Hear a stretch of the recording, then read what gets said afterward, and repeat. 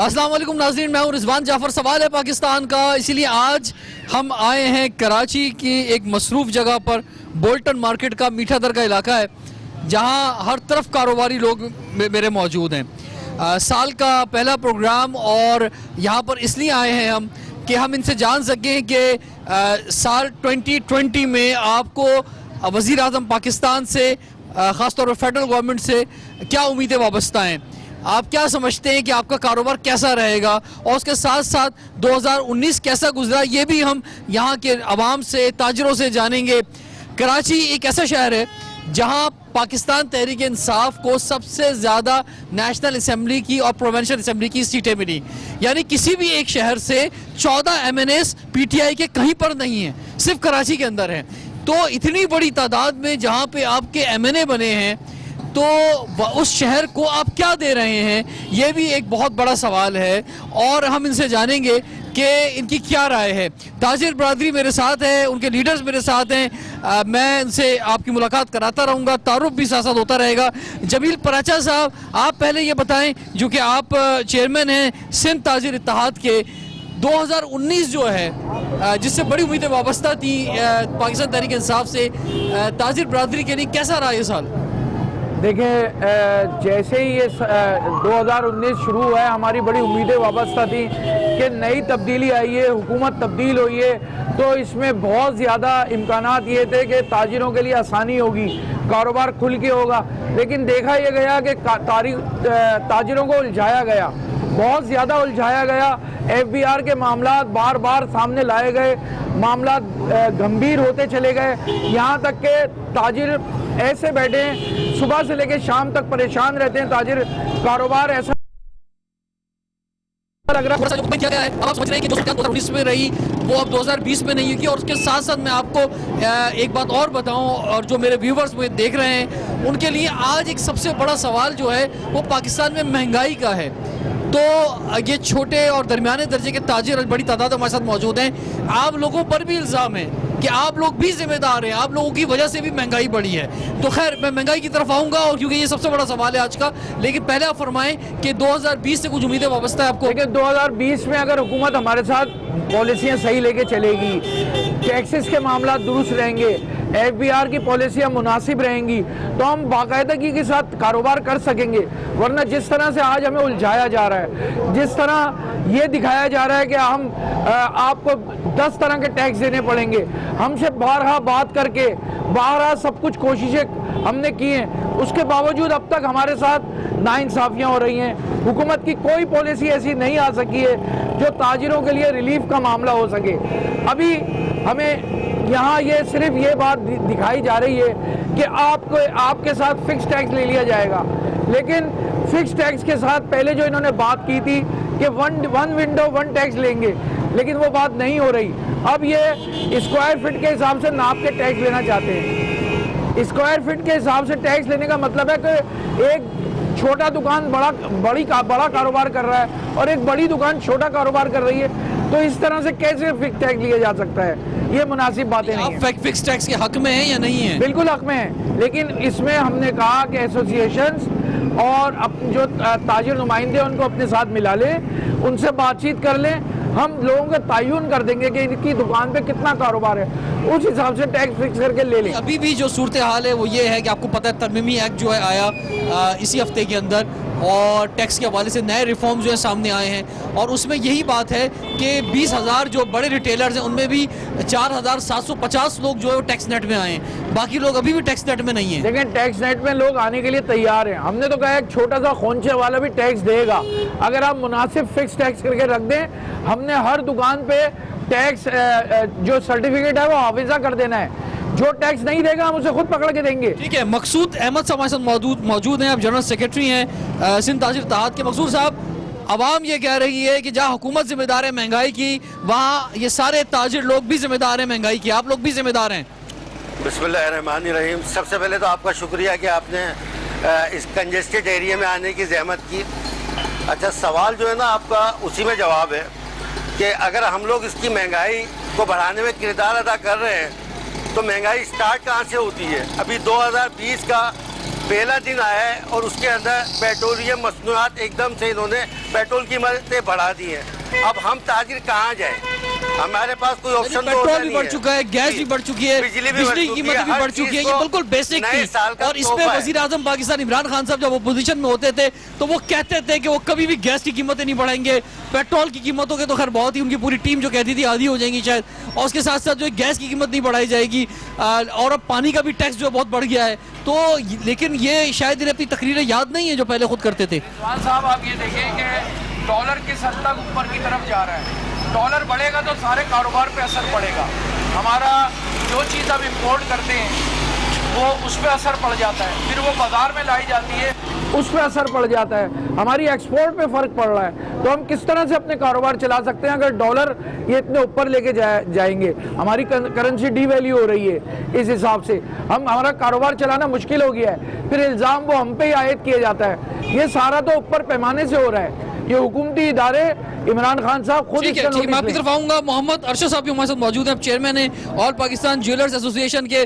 तो सर, जहाँ पे पाकिस्तान करेंसी जो है उसका बहुत बुरा हाल है, वहाँ सोने का भी लोगों की पहुँच से दूर हो गया है। ये सोने की कीमतें भी बहुत बढ़ गई हैं जनाब। महंगाई जो है वो उसने हर चीज़ को तबाह बर्बाद कर दिया और आपका शुबा भी उसमें शामिल है। रिजवान साहब, मैं जो आपसे बात करूँगा ना 2019 की नहीं करूँगा, मैं इस नई हुकूमत की तब्दीली जो सरकार कहलाती है उसकी बात वहाँ से उनके दौर से शुरू करूँगा। आज आप देखें कि एक गरीब आदमी को छोड़ दें आप, आज तबका जो है हमारा वो भी यकीन करें महरूम है आसाइशों से। आज वो ना अपने बच्चों को अच्छे स्कूल में तालीम दिला सकता है, ना अच्छी कन्वेंस ले सकता है, ना अच्छा खा सकता है। महंगाई का वो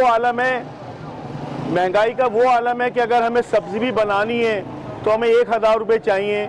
आज इस शहर में एक वक्त वो भी आया कि टमाटर 300 रुपये किलो बिका। सब्जियां महंगी हैं, गोश्त गरीब आदमी खरीद नहीं सकता। करेंसी का हमारा वो हाल है कि डॉलर रोज उसकी कीमतों में इजाफा हो रहा है। अब थोड़ा सा कंट्रोल हुआ है। बात मैं अपने सेक्टर के हवाले से करूं, अगर जैम ज्वेलर्स के हवाले से, सोने की कीमतों में 2019 रिकॉर्ड साल साबित हुआ है पाकिस्तान की हिस्ट्री के अंदर, जिसमें एक साल में 32% इजाफा हुआ। 67,000 रुपये एंड ऑफ दिसंबर में था और आज हम 88 पे खड़े हुए हैं। तो ये 21,000 रुपये तोला का इजाफा हुआ। सब कुछ बर्दाश्त होगा, लेकिन आप खुदा के लिए, आपसे इतनी उम्मीदें वाबस्ता थी लोगों को। जब आप इलेक्शन में, आपकी स्पीचेस मौजूद हैं, आपकी पूरी टीम की, आपके जो मिनिस्टर इर्द गिर्द आपके मौजूद हैं, उनके सबके बयान ऑन रिकॉर्ड है। ठीक है, मैं आपकी तरफ वापस आऊंगा। तो ये जो मेरे पीछे इतनी बड़ी तादाद में लोग मौजूद हैं, यहाँ पे ताजिर भी हैं, अवाम भी हैं मेरे साथ जो हैं, तो भाई ये महंगाई के जिम्मेदार आप लोग भी हैं, खाली हुकूमत नहीं है।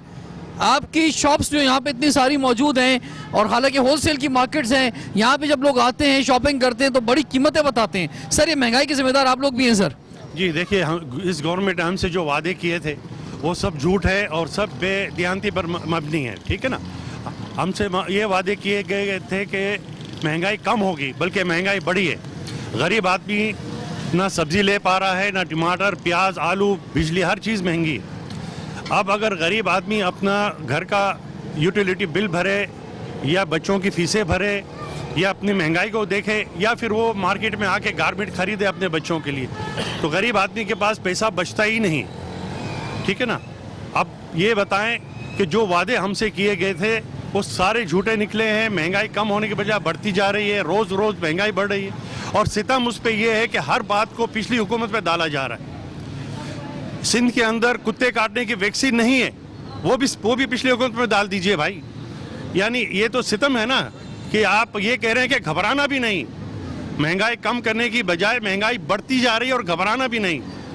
ठीक है जी, ये अवाम की आवाज़ है और महंगाई बेइंतहा है। और रोज़गार जो है, रोज़गार बढ़ा है या रोज़गार ख़त्म हो गया है? अच्छा चलिए, महंगाई हो रही है बहुत ज़्यादा। एक बड़ा दिलचस्प सवाल है कि हर चीज़ जो है वो बढ़ रही है, टैक्सेस लग रहे हैं। कहीं आप खाने जाएं, पहले जितने में खाना खाते तो ज़्यादा महंगा खाना खा रहे हैं आप। लोग को आप पानी नहीं दे सके हैं पीने का भी, तो लोग मिनरल वाटर जो है वो पी रहे हैं, वो भी महंगा हो गया है। लोग जो हैं वो आप उन्हें स्कूल नहीं दे सके अच्छी तालीम के लिए, लोग स्कूलों में दाखिला करा रहे हैं अपने बच्चों का, वो भी फीसें ज़्यादा हो गई हैं। आप सेहत की फैसिलिटीज़ नहीं दे पा रहे हैं, गवर्नमेंट अस्पतालों में प्राइवेट में जा रहे हैं, वो भी महंगी हो गई हैं, वो तो बल्कि बहुत ही ज़्यादा बुरा हाल है उसका तो। और जब अस्पताल किसी का प्यारा जाता है तो सब कुछ बिक जाता है। तो हर चीज़ जो है महंगी हो रही है, पेट्रोल भी बढ़ गया है, गैस भी बढ़ गई है, बिजली का बिल भी बढ़ गया है। तो क्या तनख्वाहें भी बढ़ी हैं या नहीं बढ़ी? भाई तनख्वाह भी बढ़नी चाहिए थी ना। सर कैसे सेठ हैं आप? मुझे तो सेठ लग रहे हैं आप, किसी आप खड़े हो जरा। तो आपके पास जो लोग काम करते हैं उनकी तनख्वाह बढ़ाई नहीं बढ़ाई, बेचारे जो लोग काम करते हैं? भाई कहाँ से बढ़ाएं? हाँ। अबे सेल हो तो कुछ बढ़ाए ना। अच्छा। और भी अखराज आते हैं। मैं थोड़ा सा बात खुल के, बोले। हाँ, अभी जिसी तरह ये बिजनेसमैन है, जी। अबे चीनी इसने महंगी की है बिजनेसमैन ने। किसी के पास है शुगर मिल है? आप बताएं। ठीक है। ये 80 रुपए, किसी 70 रुपए चीनी बिक रही है। ये शुगर मिलें किसकी है भाई? ये चीनी कहाँ जा रही है? ठीक है। ये 40 रुपए आलू या 50 रुपए आलू बिक रहा है, और टमाटर तो सर महंगाई हो गई है ना। अब आपके पास जो छोटे मजदूर लोग काम कर रहे हैं, क्या क्या तनख्वाह पे लोग रखे हुए हैं आपने बताएं? ये हुकूमत का काम है कि महंगाई को कंट्रोल करें। और स्टेट बैंक में सरप्लस है करंट अकाउंट, और डॉलर 17 अरब डॉलर पड़ा हुआ है। वो किस काम के लिए है? और रोटी सब्जी हर चीज महंगी। बिजली का बुरहान है, अब एक 2 घंटे बिजली जाती है। अब थोड़ी देर में बिजली चली जाएगी, तो क्या ये खा के बिजनेस करेंगे? जो ग्राहक होगा वो भी भाग जाएगा। महंगाई इतनी ज्यादा है तो तनख्वाह क्यों नहीं बढ़ रही है, बताएं मुझे। भाई तनख्वाह सेल हो ना, ये सेल के ऊपर है। ये सेल हो तो जो लोग जहाँ पे मजदूर तबका है, यहाँ जो लोग काम करते हैं, आप तशरीफ रखें, कोई है ऐसा बंदा जिसकी 18,000 तनख्वाह हो या उससे कम तनख्वाह हो? मौजूद है ऐसे? जी भाई है भाई, फरमाएं जरा, आगे आए जरा। कैसे गुजारा कर रहे हैं आप कि इस तनख्वाह के अंदर? आपकी तनख्वाह क्यों नहीं बढ़ाई जा रही है, बताएं। आगे आए। भाई सेठ कमाएगा तो नौकर को देगा ना। जब सेठ ही नौकर जैसा हो गया है तो कहाँ से देगा, ये मुझे बता दो। जो लोग काम कर रहे हैं वो भी मजबूरियों को समझते हैं, और इस वक्त सूरत हाल ये हो गई है कि लोग ये सोच रहे हैं कि भाई चलो जो लगी हुई तनख्वाह वही लगी रहे, बढ़ी ना। यानी हमें बेरोजगार होने से बेहतर है कि जिस तनख्वाह पे काम कर रहे हैं वही कर लें। अब पूरी रोटी के पीछे भागो, इससे अच्छा आधी मिले वही बहुत है भाई। जी ये बिल्कुल ये सोच आ गई है अवाम की, और इस वक्त बहुत ही बुरा हाल है पाकिस्तान की मईशत का।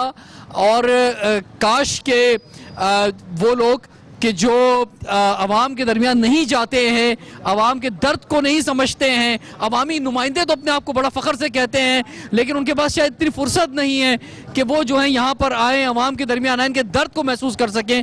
तो अगर वो आते और यहाँ पे लोगों से बात करते तो उन्हें पता चलता लोगों की ज़िंदगियाँ कितनी मुश्किल हो गई के लिए भी कुछ काम करते और आवाम को कॉन्फिडेंस देते, लेकिन आवाम का कॉन्फिडेंस भी चला गया है। ब्रेक के बाद कंटिन्यू करते हैं। सवाल है पाकिस्तान का। Welcome back. सवाल है पाकिस्तान का, इसीलिए आज हम आवाम के दरमियान आए हैं और सवाल लेकर आए हैं कि इनका क्या हाल है। आवाम का हाल आवाम के दरमियान पूछने आए हैं। खासतौर पे छोटे ताजर, दरमियाने दर्जे के ताजर हमारे साथ बड़ी तादाद में मौजूद हैं। कराची के इलाके बहुत ही मसरूफ़ तरीन इलाका है, बोल्टन मार्केट, मीठा दर का इलाका। मेरे सामने एम एस जिन्ना रोड है। ये चारों तरफ मसरूफ़ तरीन इलाका है और कारोबारी इलाका है। तो यहाँ पर जो है, जो आवाज़ यहाँ से आ रही है वो बहुत ही दर्द भरी आवाज़ है कि इस वक्त मईशत का हाल बुरा है, रोज़गार नहीं है लोगों के पास, कारोबार चल नहीं रहे हैं। तो अब कुछ उम्मीद वाबस्ता है 2020 से या नहीं है। हमें ज्वाइन किया है अभी सेशन में मोहम्मद इस्माइल लालपुरिया साहब ने, आप स्पोक्स पर्सन है सिंध ताजिर इत्तेहाद के। सर फरमाइए, महंगाई का क्या हाल है और उसमें आप लोगों ने, जो ताजिर बिरादरी है, आपने भी खूब जो है वो महंगाई का मज़ा लूट रहे हैं। आप भी, आवाम को शिकायत है जो रिलीफ चले आपसे ही मिल सकता है वो दे देते आवाम को, आप भी नहीं दे रहे। देखिए महंगाई जो है इस वक्त बहुत तेज़ी से बढ़ रही है। इस गवर्नमेंट में आते ही 35 से 40% एक साल के अंदर में बढ़ गया। गुज़िश्ता हुकूमतें जो थी उनमें महंगाई बढ़ती थी, बहुत कम रेशो बढ़ता था। इसमें बहुत तेज़ी से इजाफा हो रहा है और गवर्नमेंट के पास कोई पॉलिसी नहीं है। अभी देखें आप, फिर जो है पेट्रोल महंगा हो गया, इलेक्ट्रिसिटी महंगी हो गई, नए साल दिया इन्होंने, तो इनके पास कोई पॉलिसी नहीं है और ये महंगाइयाँ बढ़ाते चले जा रहे हैं। जो इन्होंने वादे किए थे कि जी हम आएंगे। सर मुझे एक बात बताएं, हुकूमत जो है ये कह रही है कि भाई हमें टैक्स चाहिए आप लोगों से, ठीक है, और टैक्स पे हुकूमत चलती है। और अभी भी वो बता रहे हैं कि 20,000 ऐसे बड़े रिटेलर्स हैं जिनमें से सिर्फ 4,750 जो हैं टैक्स नेट में आए हैं और वो भी पूरी तरह टैक्स नहीं दे रहे हैं। तो ये टैक्स तो बहुत मांग रहे हैं। गरीब आवाम हो या कोई भी हो, पेट्रोल पर, यूटिलिटी बिल्स के ऊपर, मार्केट में मौजूद हर चीज़ के ऊपर जो है वो टैक्स इनडायरेक्ट दे रहा है। डायरेक्ट टैक्स भी अब जो है बढ़ रहा है। लेकिन क्या इस टैक्स के बदले हुकूमत कुछ दे रही है? हुकूमत मांग तो बहुत टैक्स रही है, हुकूमत कुछ देने के लिए भी तैयार है आपको? देखिए, हुकूमत कैसे टैक्स के बदले में कुछ देगी, उसके बाद कोई पॉलिसी नहीं है। अभी आप देखें, जैसे ये आए, इन्होंने जो भैंसें बेची, इन्होंने जितने की भैंसें बेची उससे ज्यादा के इश्तिहारात दे दिए उन्होंने। फायदा क्या हुआ? इनके पास कोई पॉलिसी नहीं है। एक मिनिस्टर आता है, 2 महीने रहता है, चेंज हो जाता है। कोई होमवर्क ही नहीं है इनके पास कि किस तरह हमने काम करना है, क्या करना है। हर दूसरे दिन जो है वो एक यू टर्न लिया जा रहा है कि आज ये पॉलिसी वापस हो रही है। अब देखें, महंगा टैक्स की जो आपने बात की, हर ताजिर जो है वो टैक्स दे रहा है। हर ताजिर टैक्स दे रहा है। कोई इलेक्ट्रिक के बिल में दे रहा है, कोई टेलीफोन के बिल में दे रहा है। लेकिन आप लोग डायरेक्ट टैक्स भी दें। आप लोग जो है सबके पास एनटीएन होना चाहिए, सब जो एनरोल होने चाहिए, सबको टैक्स देना चाहिए। ये जो है नहीं चलेगा ऐसे सर। सारे 2020 में ऐसे नहीं चलेगा। सारे ताजिरों ने टैक्स देना होगा। हम 2020 से पहले जो है वही भी टैक्स देने के लिए तैयार थे। जमील पराचा साहब, ऐसे नहीं चलेगा। चाहे छोटा ताजिर हो, चाहे बड़ा ताजिर हो, हुकूमत जो कह रही है लोग टैक्स नहीं देते हैं। चाहे कराची में तो फिर भी बड़ी तादाद में लोग देते हैं। लाहौर में हमने देखा कि बड़ी तादाद में बाजार हैं, वहाँ टैक्स नहीं आता है। इसी तरह से रावलपिंडी में सूरत हाल यही है, पेशावर में, कोयटा में सूरत हाल यही है। तो बाजारों से, छोटे बड़े ताजिरों से जो है वो टैक्स नहीं जमा हो पा रहा है। देखिए, पूरे पाकिस्तान में 80 लाख शटर हैं। सब हमने तमाम लोगों से बातचीत करके ऑल पाकिस्तान अंजुमन ताजरान के तहत सबको आमादा किया हुआ है, राजी किया हुआ है टैक्स देने के लिए। लोग इस बात पे रुके हुए हैं कि हमसे टैक्स पॉलिसी किस तरह बनाई जाए, टैक्स किस तरह लिया जाए। हमने इनको कहा है कि आप हमसे फिक्स करके टैक्स ले लें, फिक्स करके मुनासिब टैक्स ले लें। अब ये कहते हैं 50,000, 60,000, 70,000, ये कौन छोटा ताजिर दे सकता है? आप बताएं टैक्स। अगर मैं 12 से 15,000 टैक्स देता हूँ, मैं बढ़ा के 20,000 देने को तैयार हूँ। लेकिन अगर मुझसे कहा जाए 50,000 टैक्स दे दो तो मेरी भी साथ नहीं है। दूसरी बात यह कि वो टैक्स भी आपने अपनी जेब से नहीं देना, आपने फिर सारिफ से ही लेना है। बिल्कुल, महंगाई और बढ़ जाएगी इसके बाद। वो आखिर में टैक्स जो आवाम नहीं देना होगा। देखें, अब ये कई तरह के टैक्स लगाना चाहते हैं कि कहते हैं वैल्यू एडिड टैक्स लगाना है। वैल्यू एडिड टैक्स का मतलब है आवाम पे बोझ तर बोझ डलता जाएगा। जितनी दफ़ा कोई चीज़ बिकेगी उतनी दफ़ा वो मैन्युफैक्चर से लेके और आखिर तक रिटेलर तक जो चीज़ बिकेगी उस पर इजाफी टैक्स लगता चला जाएगा। और इसी वजह से हर प्रोडक्ट महंगी हो जाएगी। जब आप जो है, खासतौर पर सर इंपोर्ट का तो बहुत ही बुरा हाल है। जो इंपोर्टेड प्रोडक्ट्स है उसके अंदर आप वहाँ पे भी टैक्स दें, दरमियान में भी टैक्स दें, आखिर में जो है जो रिटेल है उस पर भी टैक्स दिया जाए। बिल्कुल, देखें, हम तो ये कहते हैं कि आप इतना आसान मामला कर दें, हर चीज़ हमारा प्रोडक्शन पाकिस्तान खुद करे। प्रोडक्शन खुद पाकिस्तान में होगी, रोजगार बढ़ेगा। आप एक तो हमने कहा अफगान ट्रांजिट से आने वाले माल पे पाबंदी आयद करें। ये माल पे अब तक पाबंदी आयद नहीं की गई, हम खुद उससे परेशान हैं। अफगान ट्रांजिट से जो माल आता है और एक जो हम मैन्युफैक्चरिंग करते हैं उसकी, वही माल उतनी कम कीमत पे बिक रहा होता है कि वो मैन्युफैक्चर ख़त्म हो जाते हैं कुछ दिन में और हमारे यहाँ बेरोजगारी बढ़ती चली जाती है। तो इस पर तवज्जो हुकूमत को देनी पड़ेगी। चोर रास्तों से क्यों माल लाया जाता है पाकिस्तान में? बिल्कुल जी, स्मगलिंग को भी रोकना होगा। और यहाँ पर जो ताजिर हमारे साथ मौजूद हैं, सर आप आगे आए, तशरीफ लाएं जी। आपका बेसिकली किस शहर से ताल्लुक है? क्योंकि कराची मिनी पाकिस्तान है, पूरे पाकिस्तान के लोग कराची में मिलते हैं। भाई का ताल्लुक बता रहे हैं मुल्तान से। मुल्तान से सर, मैं अपना रेडीमेड गारमेंट्स का काम करता हूँ और यहाँ कपड़ा लेने आए तो मिलता नहीं है, वहाँ ले जाएं तो बिकता नहीं है। कारोबार के ये हालात हैं कि मेरे ख्याल में यहाँ जीना मुहाल कर दिया। नहीं, कपड़ा तो बहुत है यहाँ पे, कराची में मिलता क्यों नहीं है? रेट बढ़ा दिए हैं। जो 100 रुपए की चीज़ मिलती थी वो हो गई 150 की। उनका बिजली का बिल बढ़ गया है ना, गैस का बिल बढ़ गया है, महंगाई बढ़ गई है। ये वही इमरान खान साहब थे जब खड़े होकर कंटेनर पर बिल फाड़ देते थे। अब ख्याल करें, एहसान करें वहाँ पे, अगर कोई थोड़ी सी भी तो मेहरबानी करें। हम हमारी आवाम पे इतनी गरीब हम यहाँ की तंग हो रहे हैं, बिल नहीं भर सकते, लोगों के चूल्हे नहीं चलते, इन्होंने जुल्म कर दिया हमारी आवाम पर। मुल्तान में क्या हाल है सर? हम तो आज कराची की बात कर रहे हैं, मुल्तान की बात भी। मुल्तान हो या कोई हो, पाकिस्तान के हर कोने में महंगाई की इंतहा हो गई है। अब 3 रुपये बढ़ा दिया कि 3 रुपये कम है 1 लीटर के पीछे। ये जब इन्होंने कम करना हो तो 60 पैसे। यार इतना जुल्म करे हमारी आवाम पर, मेहरबानी करें, एहसान करें आवाम पर। और ये महंगाई कम करें। मैं तो लगता है मुझे इमरान खान हुकूमत कर नहीं सकता, ये सिर्फ क्रिकेट ही खेल सकता है। ये फरमाएं कि इस बात को तो समझते हैं ना आप लोग कि इस हुकूमत को, ये इस पीटीआई की गवर्नमेंट को जब ने इक़्तिदार संभाला तो उसको बहुत मुश्किल हालात में पाकिस्तान मिला। उस मुश्किल हालात से निकालते निकालते ये सूरत हाल आई है। इकॉनमी की बहुत बुरी सूरत हाल थी। आप इस बात को समझते नहीं समझते, या ये बात भी नहीं समझते? मेरे भाई आप आए, आप आए। आप ये बात समझते हैं नहीं समझते कि आप मजबूरियां समझते हैं इस हुकूमत की कि जो बार बार सारे वज़रा आपको आके बताते हैं, खुद वज़ीर आज़म कहते हैं कि मैं भूलने नहीं दूंगा कि पाकिस्तान मुझे किस हाल में मिला था, तो ये मजबूरियां तो समझते हैं ना आप, यही भी नहीं समझते? सर आप किस चीज़ को भूलने की बात करते हैं? हम तो जो चीज़ भूलना चाहते थे उससे वो तरीके से हमें और मज़ीद मिल गई है। जो हम भूलना चाहते थे कि उस वक्त हम समझते थे कि नहीं जी ये इमरान खान साहब आके हमारे सामने बोलते थे कि हम ये करेंगे वो करेंगे, तो हम इनको मसीहा समझते थे कि नहीं ये शख्स वोट तो दिया, इसका मतलब आपने वोट तो दिया है। मैं अभी पूछ रहा था वोट किसने दिया, तो किसी ने कहा कि हमने वोट नहीं दिया। नहीं, अगर आप वोट की बात करते, चले मैं आपकी ये बात भी रख लेता हूँ, वोट दिया है। आप बोलते 14 MNA है कराची के अंदर, आप मुझे वो 14 MNA कराची के अंदर दिखाते हैं वो कहाँ पर हैं, वो किधर काम कर रहे हैं, वो किधर आके उन्होंने कराची के मसाइल का हल निकाला है? वो आके सिर्फ एक बात करते हैं, सिंध हुकूमत ने ये कर दिया है। वो सिर्फ एक ही ब्लेम करते हैं कि सिंध हुकूमत ये कर रही है, सिंध हुकूमत वो कर रही है, हमें बजट नहीं, जबकि फेडरल के अंदर वो खुद बैठे हुए बजट ये देते हैं। आप मुझे ये बताएं, मर्दमशुमारी अभी तक कराची के अंदर आप मानते हैं कि ये जो आबादी बताई गई है कराची की आबादी यही है? मेरे ख्याल से कराची की आबादी के साथ भी नुकसान यही, हमारे साथ ही ज्यादती इसमें भी यही हुई है, क्योंकि बजट भी उसी आबादी के हिसाब से ही दिया जाता है। आप 4 करोड़ 6 करोड़ की आबादी है तकरीबन, मेरा जो आइडिया है, लेकिन आबादी उससे कम बताई गई है और जिसके हिसाब से हमें बजट भी नहीं मिल रहा। और अगर वो भी मिल रहा है तो वो किधर है बजट? अगर आप कहते हैं सिंध हुकूमत ये कर रही है तो आप भाई कुछ इसका हल तो आप निकालेंगे ना। वोट हमने आपको दिया, हम सिंध हुकूमत को थोड़ी पकड़ेंगे। आप करें ना कुछ यहाँ पे आके। आपने रोडों की हालत देखी, जो लोग यहाँ से इलेक्ट हुए हैं वो यहाँ के नुमाइंदे हैं, वो अवाम के नुमाइंदे हैं। अगर बहुत से इख्तियारात 18वीं तरमीम के बाद अगर सूबाई हुकूमत के पास भी हैं तो ये उनका काम है कि वो सूबाई हुकूमत से वो काम करवाएं आपके लिए, क्योंकि यहाँ से वो लोग जीते हैं। सर सूबाई हुकूमत के देखें, सूबाई हुकूमत अब से नहीं है, बहुत अरसे से बैठी हुई है। हम उनको शुरू से ही जानते हैं ना, जैसे जिसके बारे में तनकीद की जा रही है, मुसलसल की जा रही है, लेकिन हमने तो आपको दिया है वोट कि आप आके कुछ ना कुछ चेंजिंग लाएंगे। जैसे आपने कहा था नया पाकिस्तान बनाएंगे, वो नया पाकिस्तान हमें मिल गया और मजीद मिल रहा है।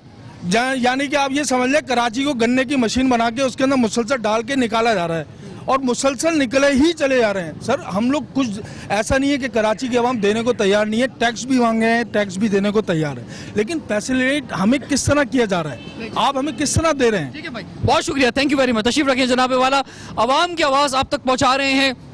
हाँ, हम यहाँ पर आकर बोल्टन मार्केट में एम ए जिन्ना रोड मेरे सामने है, मीठा दर का इलाका है, यहाँ पर खड़े हुए हैं, आवाम से जान रहे हैं कि इनकी क्या उम्मीदें वाबस्ता हैं साल 2020 से, और ख़ास तौर पर वज़ीर आज़म पाकिस्तान को क्या पैगाम देना चाहते हैं। तो प्रोग्राम जो है आगे जारी है, ब्रेक के बाद कंटिन्यू करते हैं। सवाल है पाकिस्तान का। कितने रुपए किलो आपको? 17 रुपये किलो है जी नहीं, 150 रुपए किलो है। आज सुबह भाई 17 रुपये किलो, ऐसे ना बोलो। खुद लाया हूँ। 17 रुपये किलो है टमाटर यार। आप मुझे ला के दे दें। अच्छा, 150 रुपए किलो टमाटर है। प्याज कितने रुपए किलो? आप ये बताओ। इमरान खान को खाली इतना पूछो चोर कौन है? वो लोग हैं जो अमेरिका भाग गए, या जो हम लोग हैं तो गरीब कमाई ये करें। 8,000 रुपया किराया हो गया, बत्ती का बिल अलग, गैस का बिल अलग। बच्चों को बोला था पढ़ाई करवाऊंगा, सही है, पढ़ाई कहाँ है? मुझे तो लगता है हम लोग को बच्चों को भी बोलना पड़ेगा। तो इमरान खान की जिम्मेदारी नहीं है भाई, वो तो सूबाई हुकूमत की जिम्मेदारी है। स्कूल वगैरह, तालीम वगैरह सूबाई हुकूमत है। सुबह यहाँ पे हर चीज है वो। इसका मतलब हमारा माँ बाप तो है नहीं, तो कराची लावारिस। अब ये बता दे, मेरे 4 बच्चे हैं, अब 4 बच्चों को भी स्कूल नहीं पढ़ाऊं तो क्या करूं? उनको भी बोलूं आजा बेटा मेरी तरह गधा मजदूरी कर। ये बता दे, इमरान खान ने जो वादा किया था, हर वादा में बोलो झूठा है। इससे अच्छा तो हमारे को वो ही था, भले चोर था मगर कमा के तो देता था हम लोग को भी। ये सूरत हाल, ये जो इनके आखिर के डायलॉग हैं व्यूवर्स, ये बड़े इंपॉर्टेंट है। इमरान खान साहब अपनी तकारीर में मुसलसल कहते रहे हैं कि रोज़ाना की बुनियाद पर पता नहीं कितनी करप्शन हो रही है, उसकी फिगर्स भी मौजूद हैं। और जो है पिछली गवर्नमेंट ने इतनी करप्शन की, इन्होंने अपने महल्लात बनाए। अवाम ये कह रही है भाई उन्होंने बहुत करप्शन की लेकिन हमारी गाड़ी अच्छी चल रही थी। हम जो है खुशहाल थे, तो हमें ऐसा ही करप्ट आदमी दे दो फिर। जमील पराचा साहब, तो जिनको वो करप्ट कह रहे हैं तो फिर वही सही है फिर आपके लिए क्या? देखिए, आवाम को अपना रिलीफ चाहिए, किसी भी तरह रिलीफ दें, आवाम के लिए पॉलिसीज बनाना चाहिए। इमरान खान साहब ने इलेक्शन लड़ने से पहले कहा था कि इस मुल्क में कोई गरीब नहीं रहेगा। मुझे तो लगता है इनकी पॉलिसियाँ ऐसी हैं, कोई गरीब रहेगा ही, बचेगा ही नहीं, जो वो रहेगा। आज जो सूरत हाल है, लोग खुदकुशियाँ कर रहे हैं, आज जो सूरत हाल है, लोग भूखे मर रहे हैं। अभी मेरे भाई ने कहा कि मैं आधी रोटी पे गुजारा करने को तैयार हूँ, लेकिन अपने काम नहीं छोड़ने को तैयार हूँ। तो ये कौन सी सूरत हाल पैदा कर दी गई है? क्या आज कोई ताजिर मैं दुकानदार? आपको एक बात बताऊं कि जो जिस साहब ने कहा कि महंगाई तो बढ़ रही है, तनख्वाहें नहीं बढ़ रही बल्कि कम हो रही हैं और वक्त पे लोगों को मिल भी नहीं, तो वो लोग इसलिए खामोश है कि कहीं इससे भी ना जाएं और आधी रोटी खा लेंगे। लेकिन मसला वही है कि इंसान खुद आधी रोटी खा लेगा, लेकिन अपने बच्चे को तो उसने दूध पिलाना है, वो कहाँ से लेकर आएगा? तो उसके लिए फिर वो क्या करेगा? चोरी करेगा, बेईमानी करेगा, जिस करप्शन को आप रोकना चाहते हैं वो करप्शन करेगा, लूट मार करेगा, स्ट्रीट क्राइम की तरफ बढ़ेगा।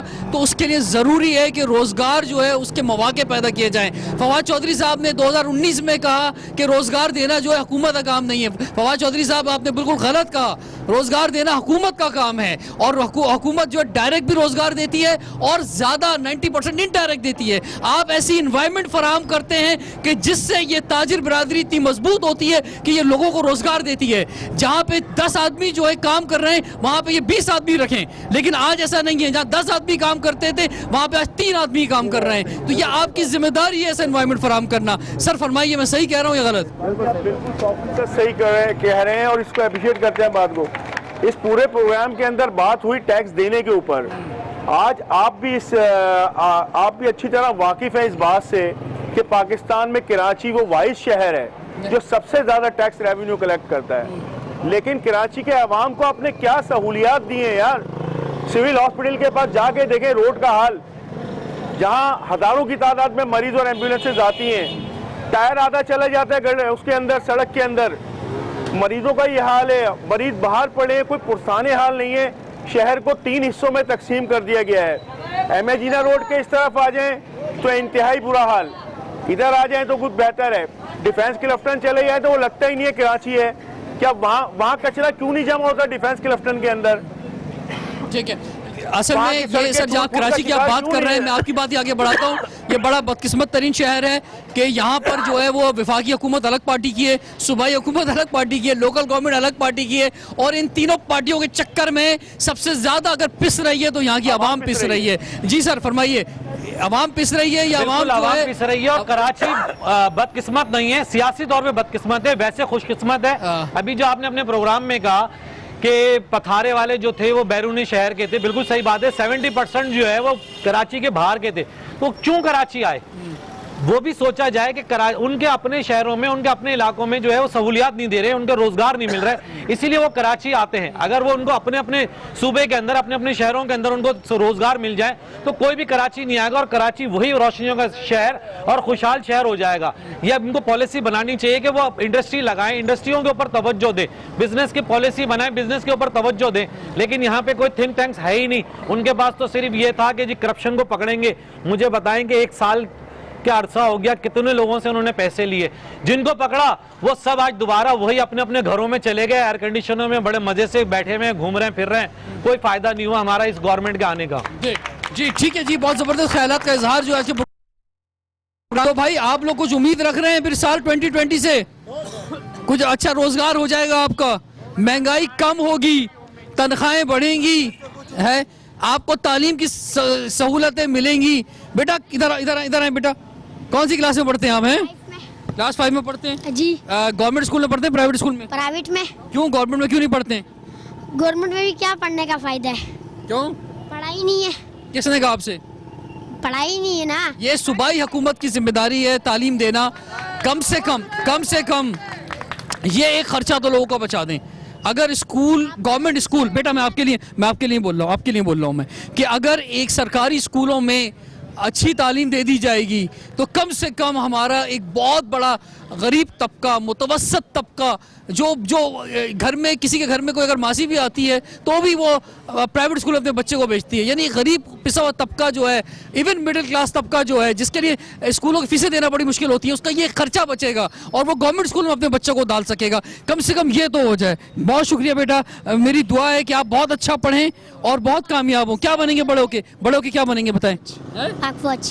क्या? पाक फौज। अरे वाह भाई, इन्होंने कहा पाक फौज में जाएंगे। पाक फौज जिंदाबाद। चले जी, तशरीफ रखें जी। अच्छा जी, और जनाब आप लोग अस्पताल में जाते हैं, खुद आपका प्यारा कोई जाता है, तो सेहत की सहूलतें जो है हम उम्मीद रखते हैं कि 2020 में बेहतर मिलेंगी आपको। बहुत सारे अस्पतालों के इफ्तिताह होते हैं, बहुत सारी तकरीरें की जाती हैं, हेल्थ कार्ड जो है वो आप तक इंशाल्लाह पहुंचेगा और आप लोग को मिलेगा। बल्दियात के बेनता मसाइल हैं नाजरीन, खासतौर पर कराची के अंदर जो है घरों में पानी आ नहीं रहा, सड़क का पानी जा नहीं रहा, तो पानी एक बहुत बड़ा इशू है। वो जो है उसका मसला हल होगा। आप यहाँ की सड़कें आप देखें क्या हाल है, एक सड़क पे हम लोग इस वक्त खड़े हुए हैं, यहाँ पर ट्रांसपोर्ट नहीं है, यही वजह बेनता ट्रैफिक है। महंगाई बढ़ने की एक वजह यह भी है कि लोगों को सस्ती ट्रांसपोर्ट नहीं मिली है। लोग रिक्शों में या उबर या करीम के अंदर सफ़र करते हैं और महंगे पैसे देते हैं। अगर वो भी ये बहुत सारी छोटी छोटी जगहें हैं जहाँ पर अगर हुकूमत की ओनरशिप आ जाए, सूबाई हुकूमतों की, फेडरल हुकूमतों की, लोकल गवर्नमेंट की, तो लोगों के वो स्कूल के जो फीस देते हैं वो बचेगी। अस्पतालों में जो उन्हें लूटा जाता है वो पैसे उन्हें बचेंगे अगर हुकूमत ओन करेगी। जो ये किराए में लोग पैसे खर्च करते हैं, अगर पब्लिक ट्रांसपोर्ट होगी ये पैसे बचेंगे। इसी तरह से गैस बिजली के और उसके साथ साथ जो है वो गैस और बिजली का बिल जो बढ़ जाता है, पेट्रोल के प्राइसेस जो बढ़ जाते हैं, ये अगर कम होंगे तो फिर ये महंगाई पे कंट्रोल आहिस्ता सा हो सकेगा। और सबसे बढ़कर जो हमारे गेस्ट ने कहा कि इंडस्ट्री लगनी चाहिए। जब नई इंडस्ट्री लगेगी तो लोगों को नए रोजगार के मौके मिलेंगे और आपकी जिम्मेदारी है लोगों को रोजगार देना। आप जो है आपका फर्ज है। तो सर आप लोग उम्मीद रखते हैं ये सब जो है बेहतर होगा। रिजवान जाफर को इजाजत दीजिए इस उम्मीद के साथ कि 2020 बहुत बेहतर होगा और लोगों को इससे उम्मीदें जो मायूसी की जानिब हैं, लोग उस उम्मीद की जानिब आगे बढ़ेंगे और इस साल में उन्हें बहुत कुछ मिलेगा। रिजवान जाफर इजाजत दीजिए सवाल पाकिस्तान का।